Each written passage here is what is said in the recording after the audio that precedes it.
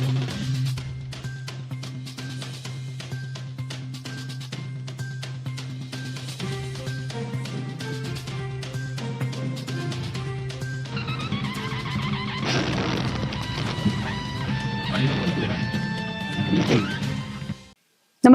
आपण पाहता हिरकणी न्यूज.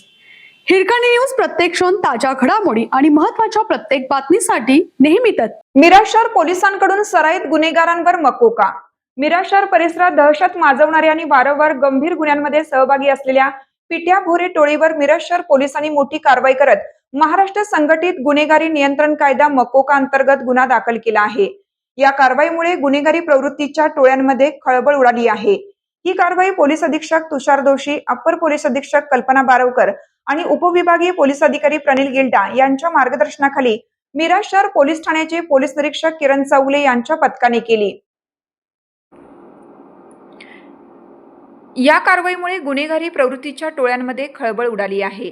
ही कारवाई पोलीस अधीक्षक तुषार दोशी, अप्पर पोलीस अधीक्षक कल्पना बारवकर आणि उपविभागीय पोलीस अधिकारी प्रणिल गिल्डा यांच्या मार्गदर्शनाखाली मिरज शहर पोलीस ठाण्याचे पोलीस निरीक्षक किरण चौगले यांच्या पथकाने केली.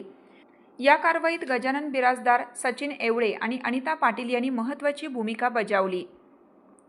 पोलिसांनी पृथ्वीराज उर्फ पिंट्या राहुल भोरे वय 20, ध्रुव राहुल भोरे वय 23, प्रथमेश स्वरूप तांदळे वय 29 आणि प्रवीण विनोद मोरे वय 20 या चौघांविरुद्ध मकोका अंतर्गत कारवाई केली आहे.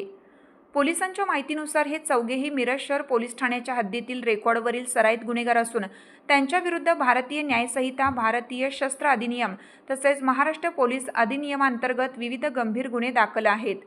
संबंधित प्रकरणात आरोपींनी एका व्यक्तीच्या खुनाचा प्रयत्न केल्याचे तपासात उघड झालं होतं. आरोपींच्या गुन्हेगारी इतिहासाची सखोल पडताळणी केल्यानंतर त्यांची कृत्ये संघटित गुन्हेगारीच्या व्याख्येत बसत असल्याचे निष्पन्न झालं. त्यानंतर मिरज शहर पोलिसांनी याबाबतचा प्रस्ताव सांगली जिल्हा पोलीस अधीक्षक कार्यालयाकडे पाठवला होता.